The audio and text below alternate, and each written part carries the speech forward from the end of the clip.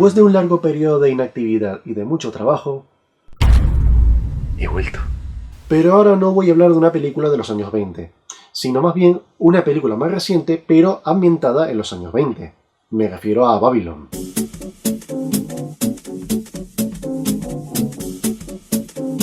Por tanto, en este vídeo haremos un análisis en profundidad sobre las referencias, tanto en personajes como en situaciones, que engloba la película en sí, Babylon. Pero esto no significa que vaya a destripar toda la película, sino más bien, con este análisis, vean de otra manera la película, tanto para los que la hayan visto como los que no. Empecemos. A comienzos de este año se estrenó el nuevo trabajo del realizador Damien Chazelle, titulado Babylon. La filmografía de Chazelle destaca por su toque entrañable pero a la vez melancólico al mundo de la música y el cine musical, como en White Plus o La La Land. El desastre de la gala de los Oscars de 2017 dejó con muy mal sabor de boca tanto Damien como todos los que participaron en la última mencionada. De hecho, en los siguientes años, se centró en el proyecto de First Man, un flojo biopic sobre el primer astronauta que llegó a la Luna, Neil Armstrong. Tras su periplo lunar, Chazelle anunció en 2019 que tenía previsto rodar una película de época con uno de los repartos más ambiciosos de los últimos años. Pero como era previsible, la paralización del rodaje por la pandemia y los sucesivos retrasos de estreno obligó que la película no se estrenara oficialmente hasta diciembre de 2022. Y de ahí volvemos con la citada Babylon, cuya historia gira alrededor del mundo del cine en los últimos años del mudo, sus fiestas babilónicas y salvajes, sus frenéticos rodajes y su brutal decadencia con la llegada del sonoro.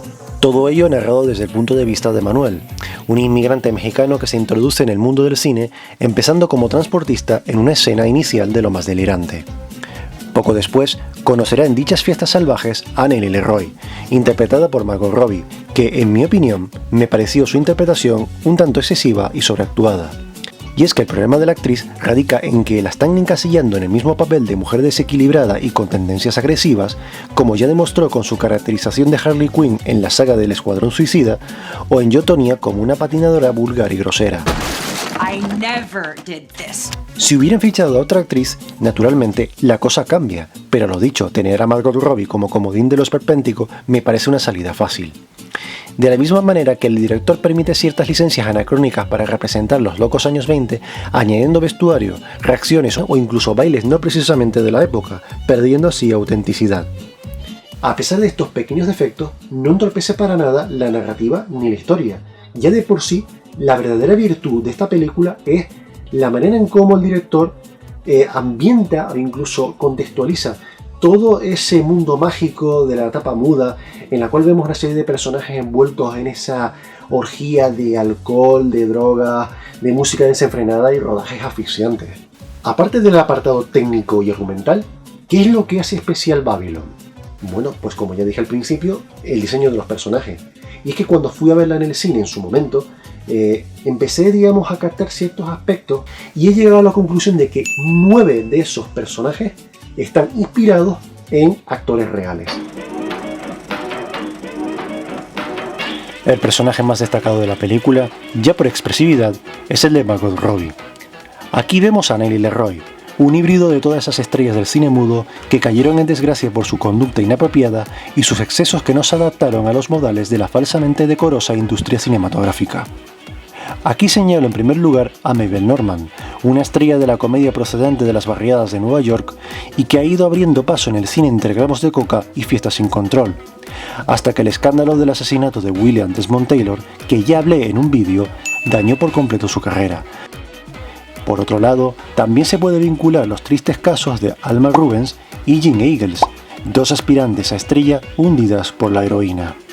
Otro personaje vinculado a Leroy puede ser el caso de Clara Bow, la It Girl o Chicaello del cine, famoso por su presencia con ropas ajustadas y actitud seductora que causó más de un disgusto por parte de los censores que le pedían constantemente que moderara su pudor de cara a un público ruborizado. De hecho, y a pesar de dichos avisos, con la entrada de la tapa sonora no logró adaptarse y su carrera se estancó. Sin embargo, el personaje real que podría reunir todo este abanico de divas se podría descifrar por el nombre del personaje, recordemos, Nellie Leroy, Esto deja entrever que es un sucedáneo de la actriz Bárbara La Mar, considerada la estrella más fiestera de la historia del cine mudo, ya que empataba sus juergas nocturnas con los rodajes matutinos, pues presumía de dormir una media de 2 horas al día. Y en más de una ocasión fue ingresada en urgencias por intoxicaciones etílicas y agotamiento. Naturalmente, con ese ritmo de vida, su salud menguó rápidamente y murió de neumonía en 1926 con tan solo 32 años. El otro personaje de peso es el de Jack Conrad, interpretado magistralmente por Brad Pitt. Este representa al típico galán de la pantalla muda, que recuerda a los reales John Barrymore, famoso por sus excesos con el alcohol tanto en su tiempo libre como en los rodajes, y Douglas Fairbanks como el eterno Don Juan aventurero que también le iba a las fiestas nocturnas. Sin embargo, a medida que el personaje evolucionaba y llegaba al contexto sonoro, y como suele pasar a muchas estrellas caídas en desgracia, descubre que su voz hacía reír a la multitud de la sala. Un hecho que ocurrió en verdad si nos centramos en la tragedia del actor John Gilbert, un exitoso galán que enamoró a muchos espectadores al verle en la mítica El Gran Desfile en 1925, como el soldado enamorado de una joven francesa, reconocimiento aparte para la llorada René Adoré. O en El Demonio y la Carne de 1927 con la mítica Greta Garbo. Pero cuando llegó el sonoro, ¡Salud! Su voz nasal hizo añicos su figura, y sus películas fracasaban en crítica y en público. How can you hurt me? I'm dead, dead in a way out of your power. How can you punish me? A corpse! Lock him up! Tal humillación lo llevó a una espiral destructiva que lo condujo a su irremediable muerte en 1936, ya prácticamente olvidado por todos. Here's to the funeral knell of the living dead. Greta Garbo dijo una vez que Gilbert era el mejor actor con el que había trabajado. Incluso en una de sus últimas películas, La Reina Cristina de Suecia, donde ambos volvieron a coincidir, se dio cuenta que los buenos tiempos de John Gilbert quedaron de por vida en el fondo de una botella. Tiempo después, se reveló que la voz de Gilbert no era tan aguda como se dijo en su momento, y es que los primeros sistemas de sonido eran tan rudimentarios y nefastos que captaban las voces de los actores totalmente distorsionadas, que parecía un casting de voz para los pitufos. Este tremendo error llevó a mucha gente a la ruina profesional. El tercer personaje importante es el de Manny Torres, interpretado por el mexicano Diego Calva, como el joven que trata de hacerse hueco en el mundo del cine. Este se engloba en los aspirantes latinos que se pusieron muy de moda en los años 20. Entre ellos destacan los famosos casos de Ramón Novarro o Antonio Moreno. Ramón era natural de Durango, México, y Antonio de Madrid, aunque de ascendencia andaluza. Ambos llegaron al Nuevo Mundo como migrantes y labraron sus carreras ante las miradas discriminatorias de Hollywood, pero todo cambió cuando los encantos de Rodolfo Valentino empezaron a dejar dinero en las taquillas, y con él nació el fenómeno de los Latin Lovers. Los estudios, como locos, emprendieron la búsqueda de actores de aspecto hispano o mediterráneo, y Novarro y Moreno daban con el perfil que buscaban.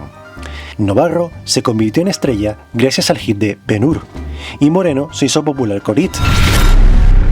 No, la del payaso no.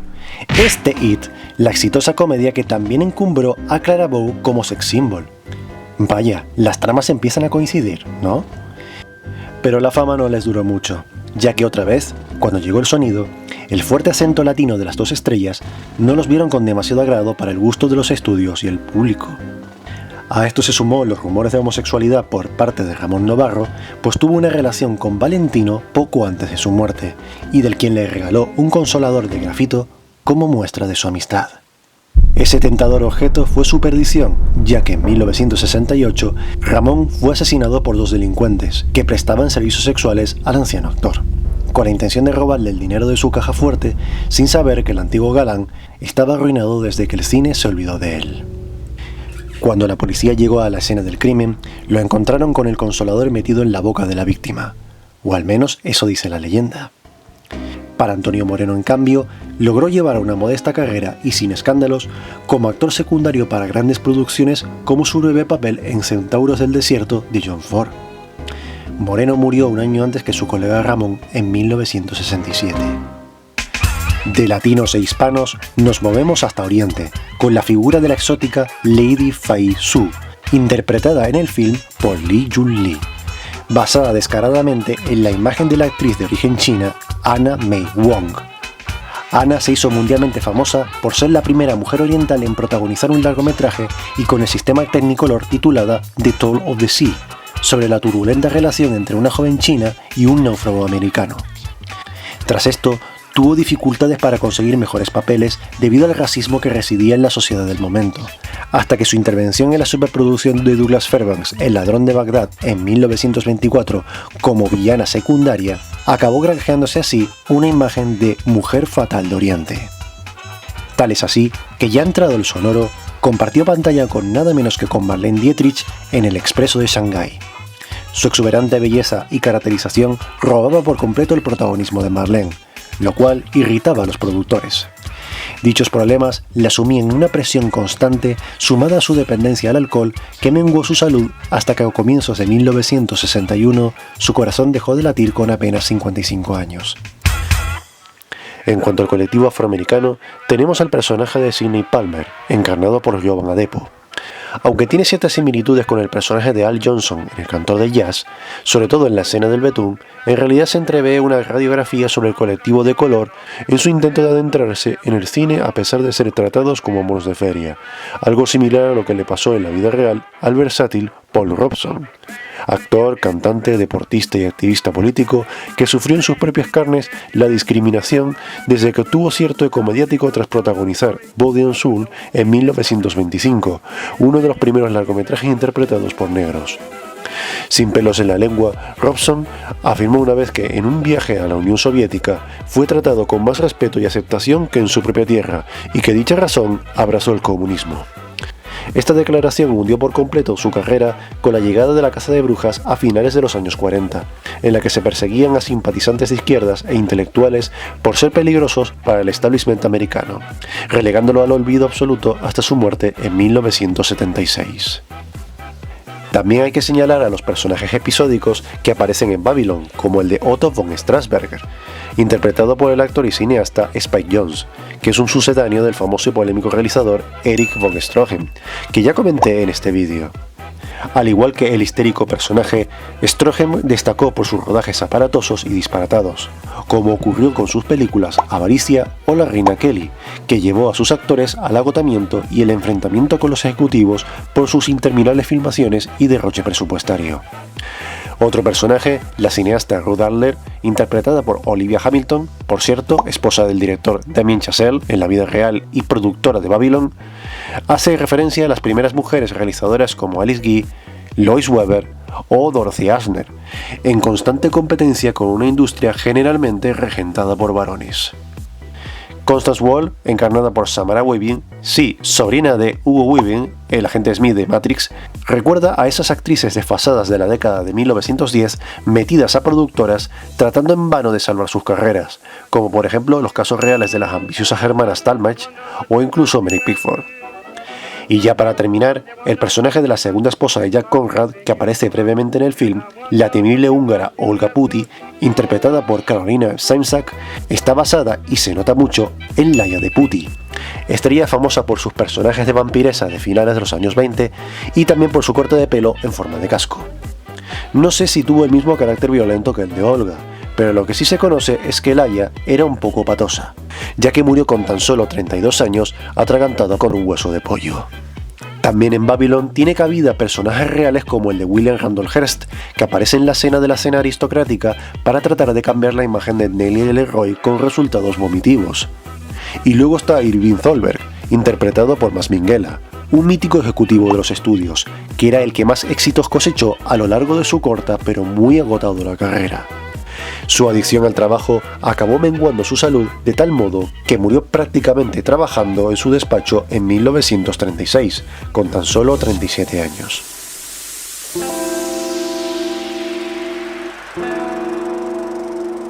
La película está dividida en varias etapas. La primera empieza en el año 1926, y no es una fecha añadida en balde, ya que es el momento exacto en que el cine mudo como tal entraba en una fase decadente, empezando por la trágica y repentina muerte del icono por excelencia del cine silente romántico que fue Rodolfo Valentino. Hasta la orgía que da inicio al film se mostraba como un mundo que aparenta ser colorido, pero se muestra más bien apagado, tétrico y crepuscular. Luego está el mencionado estreno del Cantor de Jazz en 1927, de la cual cambiaría por completo el transcurso de la historia del cine, definiendo la evolución y el progreso de la narrativa anclada al silencio de la sala y la música en directo. Naturalmente, no podemos olvidar el musical citado en la cinta de Cantando bajo la lluvia, una visión dulce y nostálgica del paso del mudo al sonoro y las estrellas que se quedaron en el camino, aquí muy bien representada tal y como se muestra en el film original de 1929, en la que podemos ver a las estrellas que pasaron la prueba del sonoro cantando al unísono la sonadísima canción, entre ellos el mítico y malogrado Buster Keaton. Ya la etapa que comprende de 1930 a 1932 se definió como los años en los que muchos actores que entraron en el sonido y que debido al nuevo sistema de estudios han ido cribando a esa generación considerada obsoleta en beneficio de otras más jóvenes y que, con suerte, una parte terminaron como secundarios y otros directos al paro, el suicidio o el olvido. La gran tragedia del sueño americano.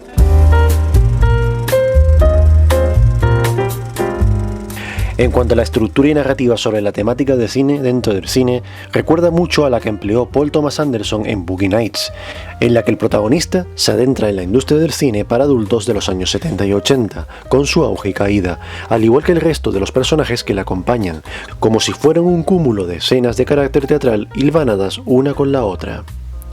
Aquí ocurre lo mismo con el caso de Manny junto a la emergente Nellie Leroy en una serie de secuencias en realidad buenísimas. Una de ellas, la escena del rodaje en exteriores en la que se ruedan simultáneamente varias películas, está calcada de Nickelodeon, de Peter Bogdanovich, que si no la habéis visto, la recomiendo para que conozcáis los orígenes del cine antes de la creación de la industria cinematográfica. Aquí, de hecho, se narra todo lo que pasa en un solo día de rodaje, indicando la hora que transcurre para cada uno de los personajes y lo que hacen sin dejar de lado la vertiente surrealista vinculante al contexto.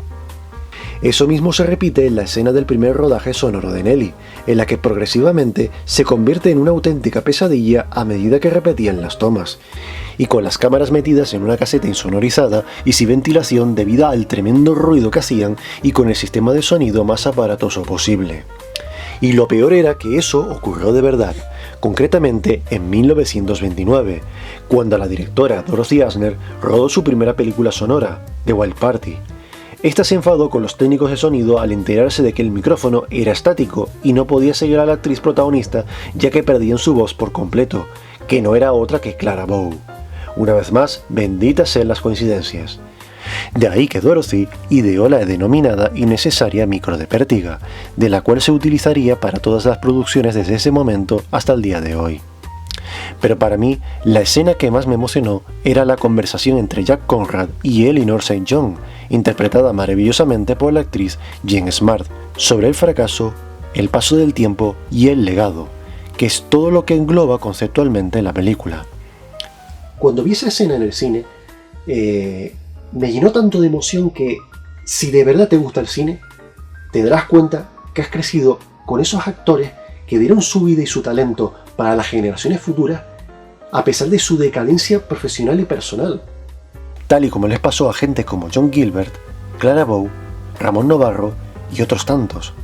Gente que ha caído en desgracia y a la que debemos recordar con especial cariño, como hizo Damien Chazelle con Babylon.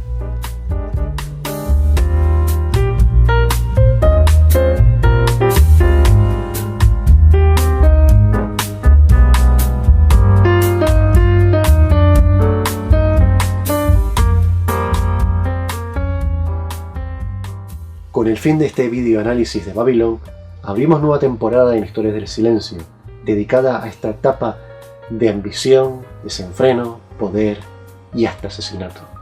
Así que no os perdáis esta cita mágica que nos espera este 1923, con películas y actores desconocidos y misteriosos y demás curiosidades. Saludos y bienvenidos.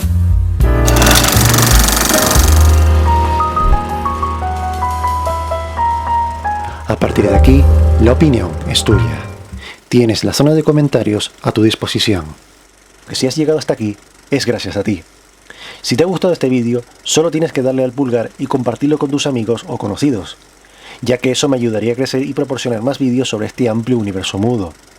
No te olvides de suscribirte si no lo has hecho, y darle a la campana para estar al corriente cuando cuelgue el siguiente vídeo. También me puedes seguir en mis redes sociales, donde añado de vez en cuando cosas interesantes. Nos vemos en un próximo vídeo. Gracias. Joder, John Gilbert, compártete ya.